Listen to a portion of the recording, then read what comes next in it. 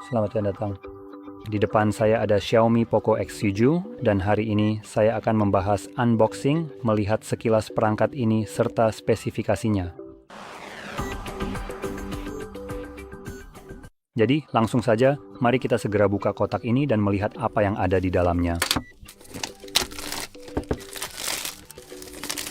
Nah, seperti itu. Sekarang ini akan menjadi varian entry level dari seri X7 karena ada juga versi Pro yang menggunakan prosesor yang lebih bertenaga. Ya, itu agak sulit diucapkan, dan juga beberapa peningkatan lain dalam hal pengisian daya baterai, kapasitas baterai, dan sebagainya. Namun saat kita mengeluarkannya, hal pertama yang mungkin langsung terlihat berbeda jika Anda sudah pernah melihat versi Pro adalah kenyataan bahwa yang satu ini hadir dengan layar melengkung. Ini adalah fitur yang bisa sangat disukai atau justru tidak disukai. Saya pribadi suka layar melengkung. Menurut saya, navigasi gestur jadi terasa lebih nyaman digunakan. Sekarang, kalau kita lihat apa lagi yang didapat, kita mendapatkan sebuah casing yang sudah termasuk di dalam kotak, bersama dengan kabel pengisian daya tipe A ke tipe C. Dan casing silikon yang disediakan, saya singkirkan dulu, berwarna abu-abu.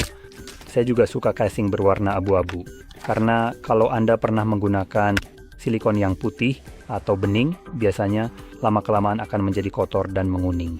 Itu adalah sesuatu yang tidak benar-benar Anda alami pada casing berwarna abu-abu.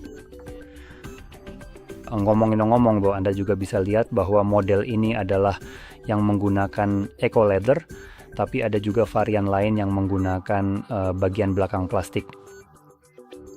Setidaknya saya pikir ini eco leather. Maksud saya tampilannya memang benar-benar seperti itu. Sekarang dari segi warna, tampilannya memang agak mencolok dengan warna kuning cerah dan aksen emas di sekitar lensa. Tapi ya mari kita mulai saja dengan layarnya. Jadi layar di sini berukuran 6,57 inci dengan resolusi 12x 2712 pixel. Jadi ini adalah layar yang cukup bagus dengan lebih dari 400 pixel per inci, lebih tepatnya 486 pixel per inci yang sangat tajam dan dilapisi dengan Corning Gorilla Glass Victus 2 yang tangguh. Ini adalah layar AMOLED dengan refresh rate 120 Hz, sertifikasi HDR10+, serta Dolby Vision dan tingkat kecerahan puncak mencapai 3000 nits. Layar di sini benar-benar luar biasa, sepertinya Xiaomi tidak berhemat sama sekali dalam hal sertifikasi dan kualitas layar, dan itu akan menjadi daya tarik utama dari perangkat ini. Sekarang, jika Anda membaliknya ke bagian belakang, kita melihat apa yang tampaknya adalah setup 3 kamera, meskipun saya kemungkinan besar tidak akan menganggap ini sebagai kamera sungguhan. Lensa di sini benar-benar sekecil ujung jarum, jadi saya ragu ini benar-benar kamera, tapi ini adalah kamera makro 2 megapiksel yang seperti saya bilang tidak akan saya hitung karena pada dasarnya hanya sekadar tempelan kamera saja. Sensor utamanya adalah lensa wide 52 megapiksel dengan aperture f1.5 dan panjang fokus 26 mm. Ada lensa ultra wide 8 megapiksel f2.2 dan seperti yang saya sebutkan, kamera makro 2 megapiksel kalah performa dibandingkan sensor wide 52 megapiksel pada zoom 2 kali. Merekam video dalam resolusi 4K hingga 30 frame per detik. Full 80p memungkinkan perekaman hingga 60 fps dan slow motion 120 fps. Kamera selfie punch hole depan memiliki sensor wide 20 megapikselpi, mampu merekam 1080p pada 60 fps. Jadi secara umum setup kameranya cukup bagus. Dan jika kita sekarang membahas bagian dalamnya secara lebih mendalam, tanpa benar-benar membongkar ponsel ini secara fisik, kita memiliki sebuah baterai berkapasitas besar 50,000 mAh yang dapat diisi daya dengan kecepatan pengisian yang sangat cepat, yaitu 45 watt.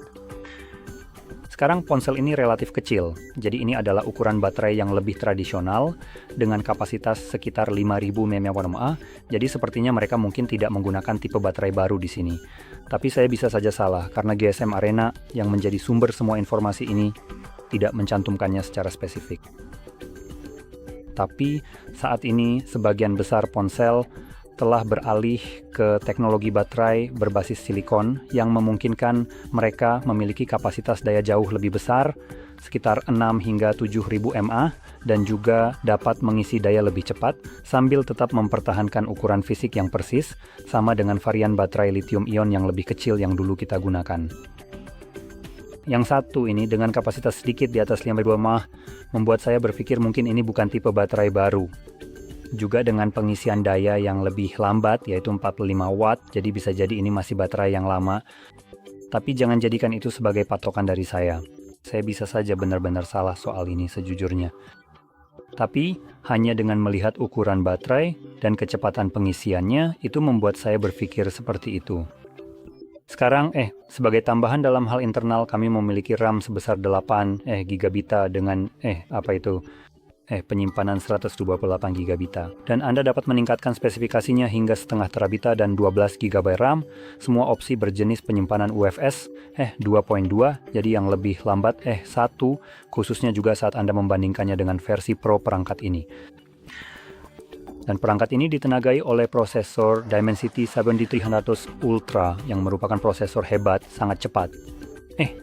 Juga terasa lebih lambat jika dibandingkan dengan versi Pro yang ada di pasaran. Jadi, memang ada sedikit penurunan yang cukup signifikan pada beberapa spesifikasi internal dari perangkat ini. Tapi harganya juga tentu saja lebih murah, sekitar 300 saja, sementara versi Pro yang lebih canggih dibanderol dengan harga sekitar 300 Polani. Jadi harganya memang lebih mahal, akan tetapi juga menawarkan prosesor yang jauh lebih baik dan performa yang lebih baik.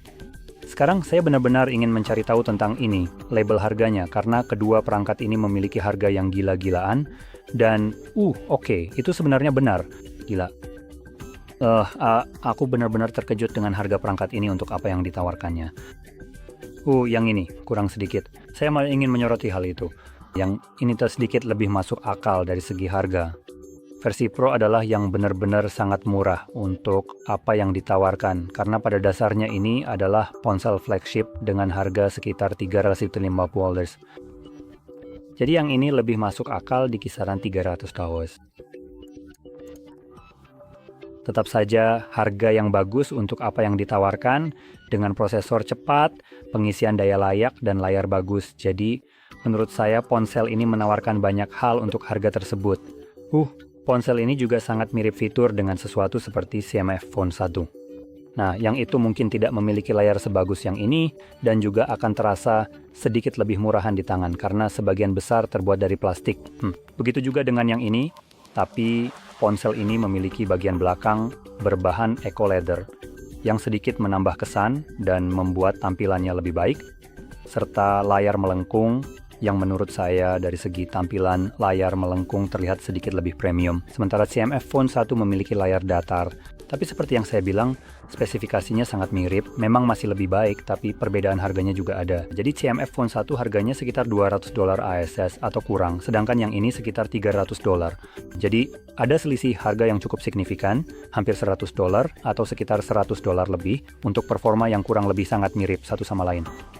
Seperti yang saya bilang, ini tetap akan lebih baik jika itu yang Anda cari. Dan hal yang benar-benar mengejutkan saya adalah ketika Anda memperlihatkan perangkat ini. Jadi ini adalah versi Pro. Ini dilengkapi dengan Dimensity 8300 Ultra, kalau saya tidak salah ingat. Jadi pada dasarnya ini adalah prosesor kelas flagship dengan spesifikasi yang secara umum sangat mirip, tapi perangkat ini akan memiliki baterai yang lebih besar, pengisian daya lebih cepat, prosesor yang lebih baik, RAM lebih banyak, penyimpanan lebih besar langsung dari pabrik, dan tipe penyimpanan yang lebih cepat. Dari segi kamera, Anda juga akan mendapatkan kualitas perekaman yang lebih baik di 4K10, bukan hanya 30. Jadi kameranya juga mengalami peningkatan, dan harganya sekitar 50 lebih mahal. Jadi tidak terlalu berbeda untuk apa yang Anda dapatkan, yang mungkin menjadi pilihan sangat baik jika Anda tertarik dengan ponsel yang pada dasarnya bisa dianggap sebagai ponsel flagship. Jadi intinya, itu saja yang bisa saya sampaikan tentang perangkat ini.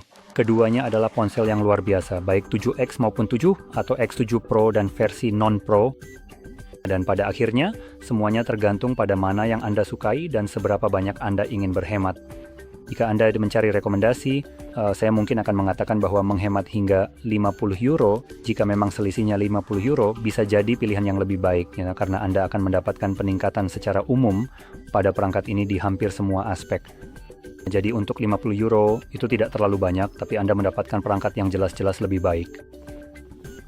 Jadi semoga saja video ini bisa memberikan Anda sedikit wawasan tentang perangkat ini. Dan jika Anda merasa video ini bermanfaat, jangan lupa untuk tekan like, subscribe, dan terima kasih sudah menonton.